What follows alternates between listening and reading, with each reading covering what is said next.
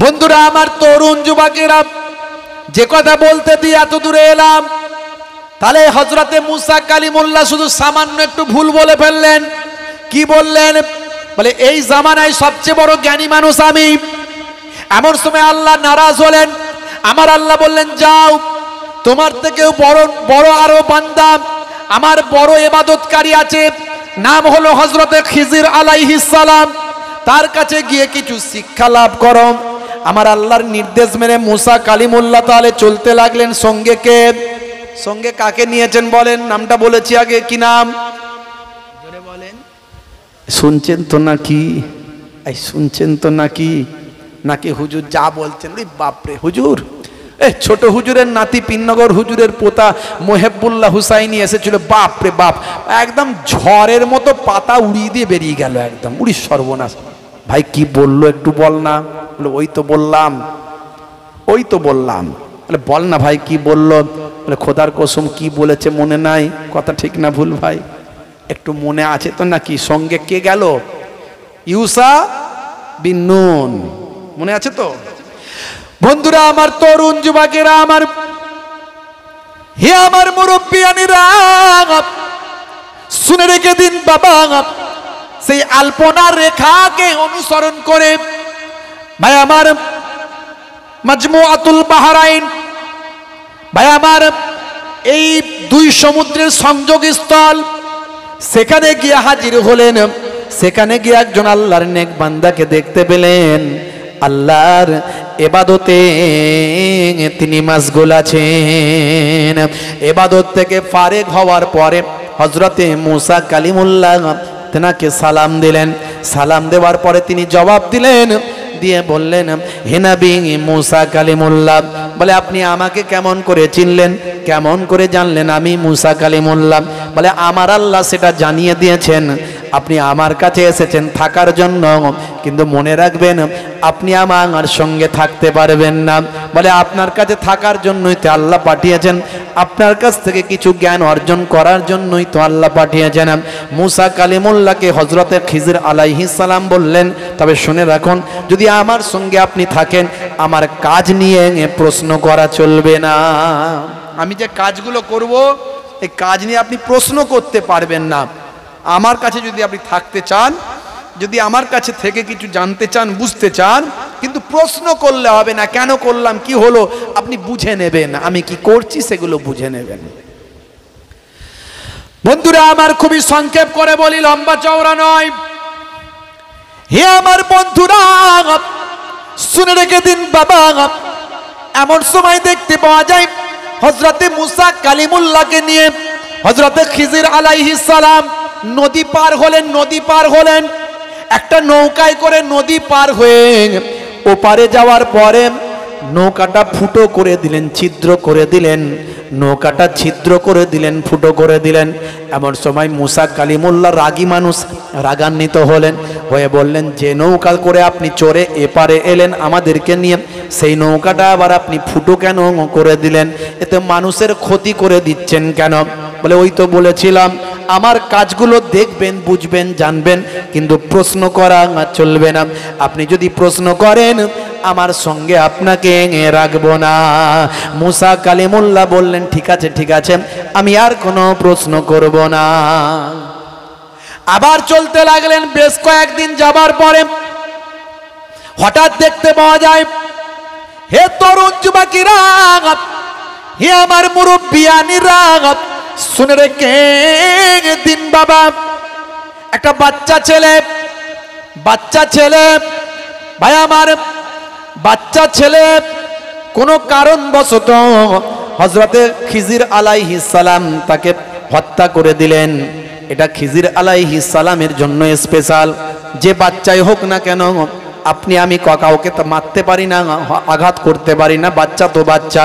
কিন্তু খিজির আলাইহিস সালাম সাধারণ মানুষ নন, ভালো করে বুঝবেন। তাই খিজির আলাইহিস সালাম সেই বাচ্চাটাকে ভাই আবার মেরে ফেললেন, বাচ্চাটাকে খুন করে দিলেন। হে তরুণ যুবকেরা, মুসা নবী রাগী মানুষ, রেগে গেলেন, আর এতটুকু বাচ্চাকে আপনি মেরে ফেললেন, এটা কেমন করে? ওই তো বলেছিলাম আপনি আমার সঙ্গে থাকতে পারবেন না, আমার সঙ্গে থাকতে পারবেন না, আমার কাজকর্ম আপনার পছন্দ হবে না, তাই বলেছিলাম আপনি চলে যান, আপনাকে আমার সঙ্গে রাখবো না। আমি বলেছিলাম আমার সঙ্গে থাকলে কোনো প্রশ্ন করতে পারবেন না, শুধু আমার কাজকর্মগুলোকে আপনি দেখবেন আর বুঝবেন। হযরত মুসা কালিমুল্লাহ বললেন, না না ঠিক আছে, আল্লাহ যখন আপনার নাম করে পাঠিয়েছেন নিশ্চয় কিছু ব্যাপার আছে, তাই আল্লাহ যখন পাঠিয়েছেন আপনার কাজ পছন্দ না হলেও আমি আপনার কাছে থাকব।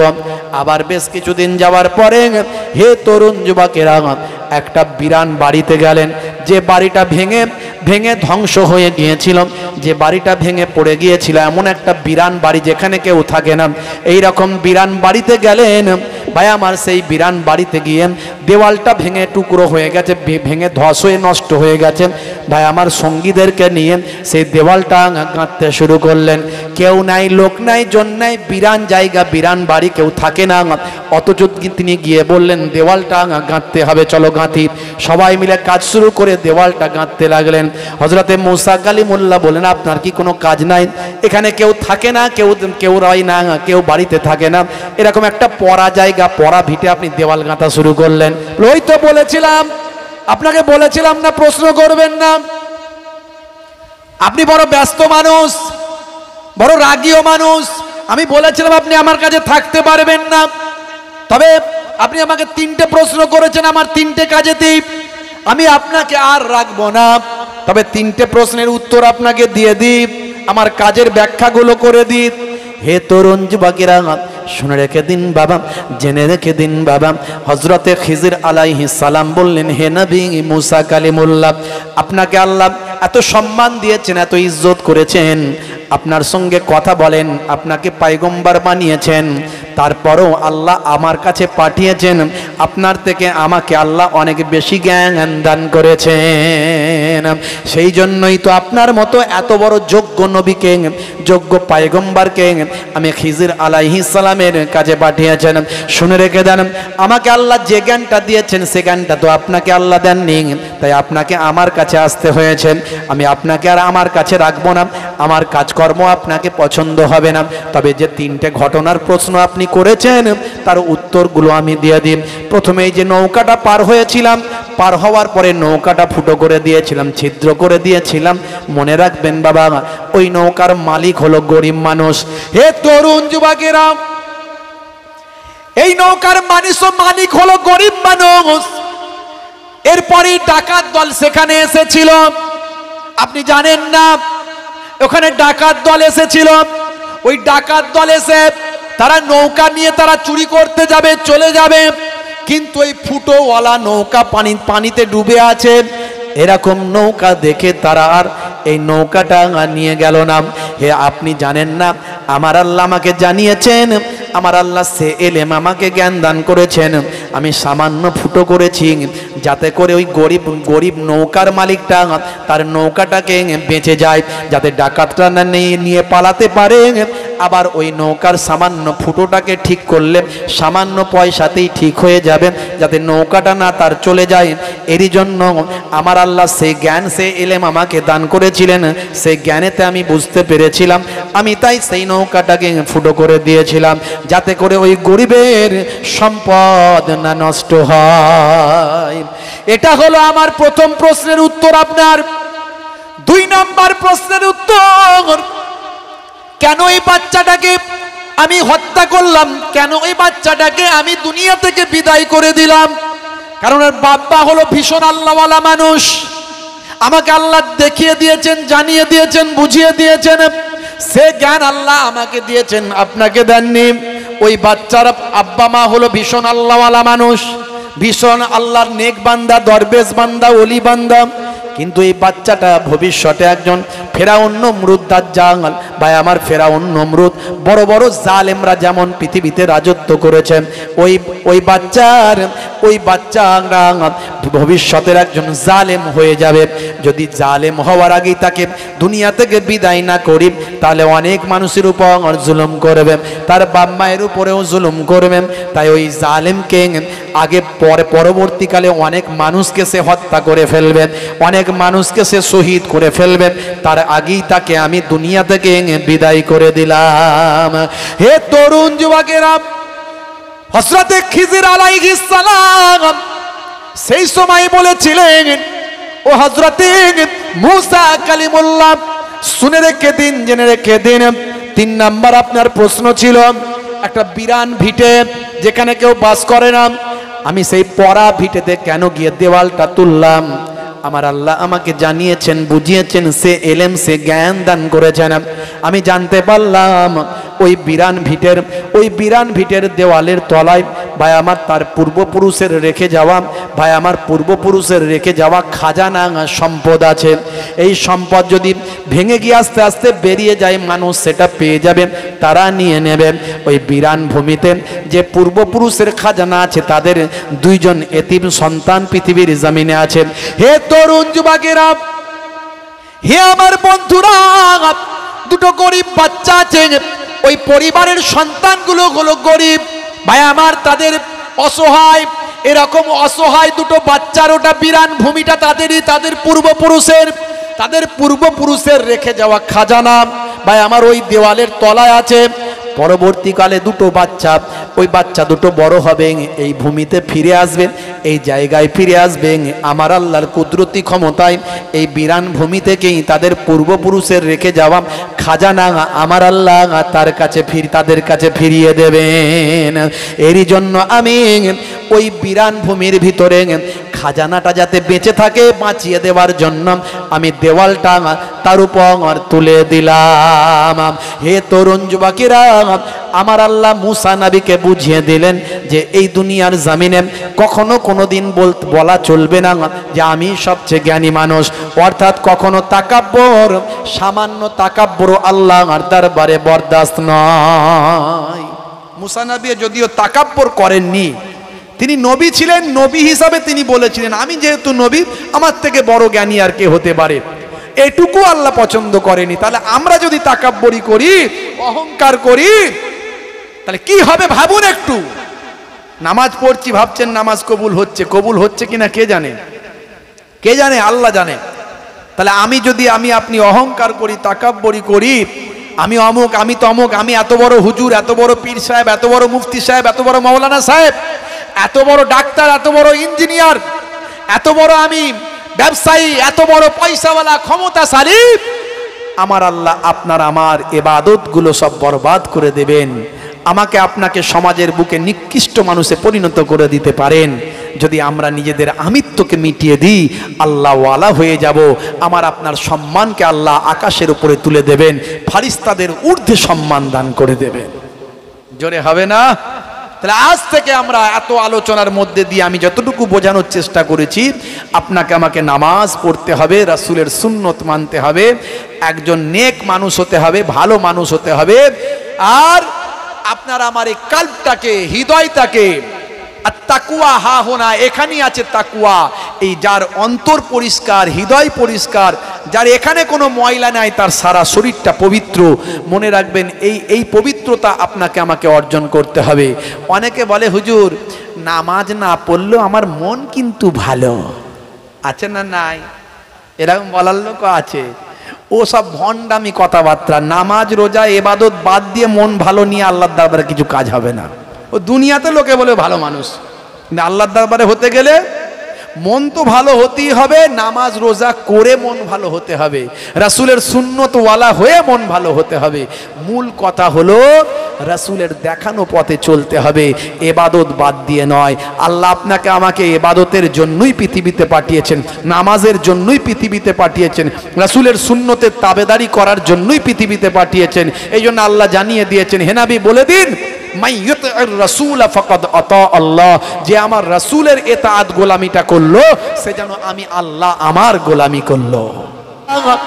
শুনে রেখে দিন বাবা, আল্লাহর নবী মুসা কালিমুল্লাহ আল্লাহর সঙ্গে কথা বলতেন।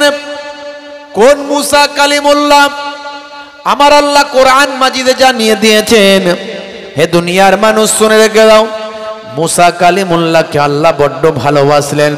মুসা কালিমুল্লাহকে আমার আল্লাহ 2 বড় বড় মুজিজা দান করেছিলেন। 1 নাম্বার মুজিজা, হে তরুণ যুবকেরা, মুসা নবীর ক্ষেত্রে 2 মুজিজা বড় বড় দেয়া হয়েছিল। 1,00,000 বা 2,24,000 পয়গম্বরদের জন্যই আমার আল্লাহ কিছু না কিছু মুজিজা অলৌকিক ক্ষমতা দান করেছেন। মুসা নবীর জন্য স্পেশাল দুটো ক্ষমতা দিয়েছিলেন।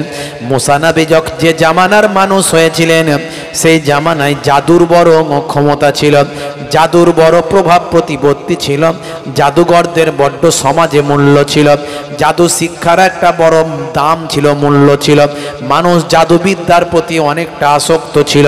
হে তরুণ যুবকেরা, হে আমার বন্ধুরা, হে আমার মুরব্বিয়ানিরা, শুনে রেখে দিন বাবা, বর্তমান সময়ে গানের বড় মার্কেট আছে না নাই? যুব সমাজ গান বাজনা বেশি পছন্দ করে, আছে না নাই? যারা ইসলাম বোঝে না, দিন বোঝে না, তারা বেশিরভাগই গান বাজনার প্রতি আসক্ত। দেখবেন রাস্তাঘাটে যাচ্ছে, কানেতে হেডফোন লাগিয়ে দিয়েছে মুসলমানের ছেলে, তারা কি করছে? কানেতে হেডফোন লাগিয়ে গান শুনছে। তাই দেখবেন আমার আল্লাহ মানুষের মোটিভটাকে চেঞ্জ করার জন্য, মানুষের টেন্ডেন্সিটাকে পরিবর্তন করার জন্য এই বর্তমান সময়ে দেখবেন যত আলেম ওলামাদের আল্লাহ পাঠিয়েছেন, সকলের গলার এলহানটা টোনটা কিন্তু আল্লাহ সুন্দর দিয়েছেন, যাতে করে মানুষ গান বাজনা থেকে ফিরে এসে আল্লাহর কোরআন তারা শোনে, রাসূলের নাত তারা শোনে, ওয়াজ নাসিহাতের দিকে তাদের মনোনিবেশ হয়। অনেকে আমাকে বলে, হুজুর আগে আমরা গান শুনতাম, এখন আমরা আমাদের কারখানায় হুজুরদের আপনাদের জলসা আমরা কন্টিনিউয়াস শুনি, এত শুনতে ভালো লাগে, এত সুন্দর লাগে। হে তরুণ যুবকেরা, যে সময় যেটা প্রয়োজন ইসলামের জন্য আমার আল্লাহ সেটাই করেন। মুসা নবীকে আল্লাহ যখন পাঠিয়েছিলেন তখন জাদুর বড় প্রভাব ছিল। আপনারা জানেন সুলাইমান নবী সমস্ত জাদুর যত রকম উপকরণ ছিল সবগুলোকে নিয়ে নিজের আমার সিংহাসনের তলায় গেড়ে দিয়েছিলেন। শয়তান তখন প্রভাব বিস্তার করেছিল। আপনারা জানেন জাদুঘরদের ক্ষেত্রে শয়তান তাদেরকে ইন্ধন জুগিয়েছিল, জাদুর ক্ষেত্রে তারা বড় বিদ্যায় পারদর্শী হয়েছিল তৎকালীন যুগের মানুষ। এই রকম চলতে চলতে মুসা নবীর জামানায় এলো। মুসা নবীর জামানাতেও জাদুর বড় প্রভাব ছিল বাবা। হে তরুণ যুবকেরা, মুসা নবীকে আমার আল্লাহ জাদুঘরদের সঙ্গে মোকাবেলা করার জন্য দুটো স্পেশাল শক্তি দান করলেন। মুসা নবী ছাগল চড়াচ্ছেন, হাতে তার লাঠি। আল্লাহ কোরআন মাজিদে বলেছেন, হে মুসা তোমার ডান হাতে ওটা কি?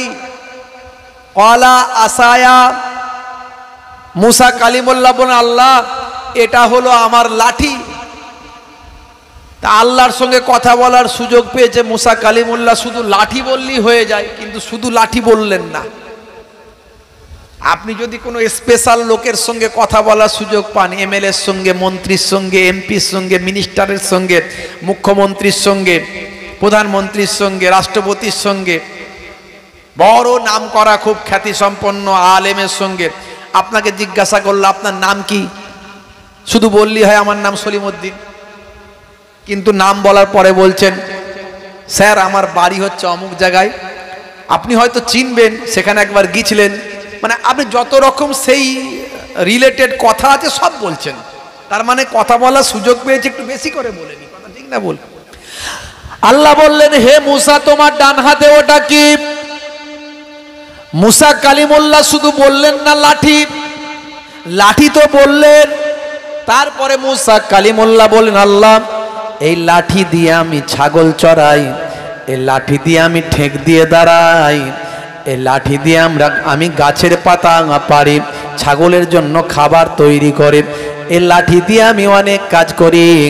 শুধু লাঠি বললেই হতো, কিন্তু মুসা নবী লাঠি দিয়ে কি কি করেন সবই আল্লাহকে বলতে লাগলেন। আমার আল্লাহ কোরআন মাজিদে সবটাই সুন্দর করে জানালেন। হে তরুণ যুবকেরা, আমার আল্লাহ বললেন, হে মুসা এই লাঠিটাকে ছেড়ে দাও, এই লাঠিটাকে ফেলে দাও। হযরতে মুসা কালিমুল্লাহ লাঠিটাকে যখন ফেললেন, একটা বিরাট আজদাহা সাপ হয়ে দৌড়াতে লাগলো, অজগরের থেকে আরো শক্তিশালী ভয়ঙ্কর সাপ হয়ে দৌড়াতে লাগলো। মুসা নবী ভয় পেয়ে গেলেন, আমার আল্লাহ বললেন হে মুসা খুযহা, ওটাকে ধরে ফেলো। মুসা নবী ধরতে ইতস্তত করছেন। আমার আল্লাহ বললেন হে মুসা লা তাখাফ ওয়ালা তাহজান, ভয় পেও না, চিন্তা করো না, ওটা আবার আগের মতো তোমার কাছে লাঠি হিসাবে বানিয়ে দেব। জোরে হবে না? সেই সময় জাদুর বিরাট শক্তি ছিল, বুঝতে পারছেন? মানুষ জাদুর প্রতি আসক্ত, তাই আল্লাহ মুসা নবীর লাঠিটাকে সাপ বানিয়ে দিলেন, ছাড়লেই সাপ। আরো লাঠি দিয়ে অনেক কিছু কাজ মুসা নবী করতেন, বুঝতে পারছেন? সেই লাঠি দিয়ে আপনারা জানেন নীল দরিয়ায় আঘাত করেছিলেন, আল্লাহ 12টা রাস্তা বানিয়ে দিয়েছিলেন। মানে ওই লাঠির একটা স্পেশাল ক্ষমতা আল্লাহ দান করেছিলেন। যেমন সুলাইমান নবীর আংটির ক্ষমতা ছিল। আংটি, এই আংটি যতক্ষণ হাতে পড়তেন সুলাইমান নবীর সঙ্গে বডির সঙ্গে এমন ডিটাচ হয়ে, এমন টাচ হয়ে যেত যেন পাসওয়ার্ড। আংটি হলো পাসওয়ার্ড। সুলাইমান নবী যা বলতেন তাই হতো। সমস্ত জিনেরা সুলাইমান নবীর কন্ট্রোলে, সমস্ত পশু পাখি সুলাইমান নবীর কন্ট্রোলে। এই আংটিকে আল্লাহ এমন মুজিজা করেছিলেন, ক্ষমতা দিয়েছিলেন। এ অনেক ঘটনা আমি বলেছি, এর আগে বলবো না, যে উদ্দেশ্যে বলতে গিয়ে এত দূর এসেছি। হে তরুণ যুবকেরা, হে আমার বন্ধুরা, হে আমার মুরব্বিয়ানিরা, শুনে রেখে দিন বাবা, মুসা কালিমুল্লাহকে আমার আল্লাহ আর একটা বড় মুজিজা দিয়েছিলেন। মুজিজা হলো নবীদের জন্য, এর মানেও হলো অলৌকিক শক্তি। আর ওলি আউলিয়াদের জন্য যেটা অলৌকিক শক্তি, এটাকে বলা হয় কারামাত। নবী রাসূলদের জন্য মুজিজা কথাটা স্পেশাল, এটা ওলিদের জন্য লাগানো যাবে না। আর ওলি আউলিয়াদের জন্য ওটাই বাবা অলৌকিক শক্তি, যার নাম হলো কারামাত। ওলি আউলিয়াদের জন্য কারামাত থাকতেও পারে, নাও পারে। বাইরা আমার, ওলি আউলিয়াদের জন্য কারামাত মাস্ট নয়, অলৌকিক শক্তি দেওয়া মাস্ট নয়, কিন্তু নবী রাসূলদের জন্য অলৌকিক শক্তি থাকবেই, এটা হলো মাস্ট। হে তরুণ যুবকেরা, মনে রাখবেন ওলি আউলিয়া কেমন করে চিনবেন? যার চেহারা দেখলে আল্লাহ এবং রাসূলের কথা মনে পড়ে যায়, যার মাথা থেকে পায়ের নখ পর্যন্ত রাসূলের তারিকা পাওয়া যায়, যার আখলাক চরিত্র সুন্নতে নববী হয়, যার কাজকর্মগুলো আল্লাহর হুকুমের উপর হয়, মনে রাখবেন তিনি হলেন আল্লাহর ওলি বান্দা। মুসা কালিমুল্লাহকে আমার আল্লাহ আরেকটা মুজিজা দিয়েছিলেন। মুসা কালিমুল্লাহকে বললেন হে মুসা, তুমি তোমার হাতটা বগলের ভিতর দিয়ে গোল করে ঘোরাও। মুসা কালিমুল্লাহ যখন ঘুরিয়ে দিলেন এইভাবে গোল করে, যতটা ঘোরালেন সেই ঘোরানোর ভিতর থেকে আমার আল্লাহ একটা কুদরতি নূর, কুদরতি লাইট, সূর্যের মতো আলো বের করতে লাগলেন। এই সূর্যের মতো আলো আর হাতের লাঠি ছাড়লে সাপ, এই দুটো ক্ষমতা আল্লাহ মুসা নবীর জন্য স্পেশাল দিয়েছিলেন। সেই মুসা নবীর সঙ্গে আমার আল্লাহ কালাম করতেন, কথা বলতেন। সেই মুসা নবীকে আমার আল্লাহ এই জন্য কালিমুল্লাহ বলেছিলেন। হে তরুণ যুবকেরা, হে আমার বন্ধুরা, সেই মুসা নবী এক সময় আল্লাহকে বললেন, আল্লাহ আমাকে একটা নাম শিক্ষা দিন, যেটা দ্বিতীয় কেউ আর মানুষ জানবে না। আমি আপনার স্পেশাল নবী, আমি আপনার স্পেশাল পাইগম্বার, আপনি আমার সঙ্গে কালাম করেন, আমাকে একটা স্পেশাল নাম শিক্ষা দিন। আমার আল্লাহ বললেন, কুল, বলো হে মুসা, লা ইলাহা ইল্লাল্লাহ। জোরে হবে না? জোরে হবে না? মুসা কালিমুল্লাহ বলেন, আল্লাহ এ তো সবাই জানে, তাহলে আমার জন্য স্পেশাল কি হলো? আমার জন্য স্পেশাল আর কি হলো? এ তো সবাই জানে। আল্লাহ বললেন, হে নবী মুসা, সবাই জানে বলে কি তুমি ভাবছো কালেমার ওজন কমে গেছে? না না না, হে নবী মুসা শুনে রেখে দাও, জেনে রেখে দাও। হে নবী মুসা শুনে রেখে দাও, জেনে রেখে দাও, তামাম পৃথিবীতে যা কিছু আছে, যা কিছু আমার কুদরতি আছে, সব কিছুকে, যা কিছু আছে সব কিছুকে যদি এক পাল্লায় রেখে দেওয়া হয়, আর কালেমা শরীফকে যদি আর এক পাল্লায় রেখে দেওয়া হয়, হে নবী মুসা শুনে রেখে দাও, কালেমার ওজনটা ভারী হয়ে যাবে। হে তরুণ যুবকেরা, সেই কালেমা শরীফ বেশি বেশি পড়বেন। দয়ার নবী বলেছেন যার শেষ কথা হবে কালেমা ফাদখালাল জান্নাত, আমার আল্লাহ ওই বান্দাকে জান্নাত নসিব করে দেবেন। কালেমার মধ্যে আছে, হে তরুণ যুবকেরা, সেই জামানার নবীর নামটা কালেমার সঙ্গে আল্লাহ জুড়ে দিয়েছেন। মুসা নবীর জামানায় কালেমা ছিল লা ইলাহা ইল্লাল্লাহ মুসা কালিমুল্লাহ। দাউদ নবীর জামানায় লা ইলাহা ইল্লাল্লাহ দাউদ খলিফাতুল্লাহ। ঈসা নবীর জামানায় লা ইলাহা ইল্লাল্লাহ ঈসা রুহুল্লাহ। হযরতে আদম নবীর জামানায় আমার আল্লাহ কালেমা আদম নবীর নামটা কালেমাতে জুড়েছিলেন। ইদ্রিস নবীর জামানা, ইউসুফ নবীর জামানা, কালেমাগুলো নবীদের জামানায় কালেমার সঙ্গে নামের সঙ্গে আল্লাহর নামের সঙ্গে জুড়ে দেওয়া হয়েছে। আর আখিরি জামানায় আমাদের নবীর জামানা, আখিরি জামানা যতদিন কায়ামত না হবে আমার নবীর ক্ষমতা চলবে, ততদিন পর্যন্ত একজন মানুষও যদি বেঁচে থাকেন কালেমা তাকে পড়তে হবে লা ইলাহা ইল্লাল্লাহ মুহাম্মাদুর রাসূলুল্লাহ সাল্লাল্লাহু আলাইহি ওয়াসাল্লাম। যদি কেউ মুহাম্মদ কথাটা না পড়ে কালেমা কমপ্লিট হবে না। এক শ্রেণীর মোল্লা মৌলবী বেরিয়েছে, তারা নবীর নামটা কালেমা থেকে বাদ দিতে চায়। মনে রাখবেন, নবীর নাম যদি কালেমা থেকে বাদ দেওয়া হয় ঈমান থাকবে না, কালেমা কমপ্লিট হবে না। বন্ধুরা আমার, হে তরুণ যুবকেরা, হে আমার মুরব্বিয়ানেরা, শুনে রেখে দিন বাবা, জেনে রেখে দিন বাবা, এই কালেমা শরীফের কত মর্যাদা, কালেমা শরীফের কত ইজ্জত, আমার নবীর নামের কত সম্মান। যারা আমার নবীর নামটাকে বাদ দিতে চায় একটুখানি খেয়াল করুন। হে তরুণ যুবকেরা, যখন দুনিয়া ফানা হয়ে যাবে, কুল্লু মান আলাইহা ফান, আছে না নাই? কুল্লু মান আলাইহা ফান ওয়া ইয়াবকা ওয়াজহু রাব্বিকা যুল জালালি ওয়াল ইকরাম। আমার আল্লাহ বলেন, হে দুনিয়ার মানুষ শুনে রেখে দাও, সব কিছু ফানা হয়ে যাবে, সব কিছু ফান হয়ে যাবে, সব কিছু ধ্বংস হয়ে যাবে, কেবলমাত্র আল্লাহ জাল্লা জালালাহুর তার ক্ষমতা, তার ভাই আমার, তার আমার আল্লাহর জালালিয়াত কেবলমাত্র থাকবে। হে তরুণ যুবকেরা, বন্ধুরা আমার, তরুণ যুবকেরা, পৃথিবী যখন ধুলোর মতো উঠতে থাকবে, আমার আল্লাহ যখন পাহাড়গুলোকে ধ্বংস করে দেবেন, ধুলোর মতো উঠতে থাকবে, আকাশ জমিন যখন ফানা হয়ে যাবে, পৃথিবী যখন ধ্বংসপ্রাপ্ত হবে, এমন কেউ মানুষ যখন জীবিত থাকবে না। মনে রাখবেন, তবে শুনে রাখুন, বুখারী শরীফের হাদিস আল্লাহর নবী জানিয়ে দিয়েছেন, লা তাকুমু সাত হাত্তা ইউকালা আল্লাহ আল্লাহ।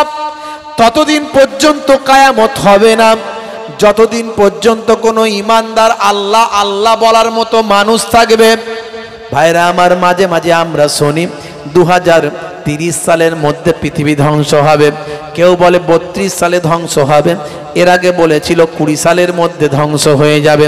তবে মনে রাখবেন, যারা আমরা ঈমানদার আমাদের বিশ্বাস করতে হবে, বুখারী শরীফের হাদিস আল্লাহর নবী জানিয়েছেন, ততদিন পর্যন্ত কিয়ামত হবে না যতদিন পর্যন্ত এই ভুবনে, এই ধুলোকে, এই পৃথিবীর জমিনেতে একজন আল্লাহ আল্লাহ বলা ঈমানদার পৃথিবীর জমিনে থাকবে। জোরে হবে না?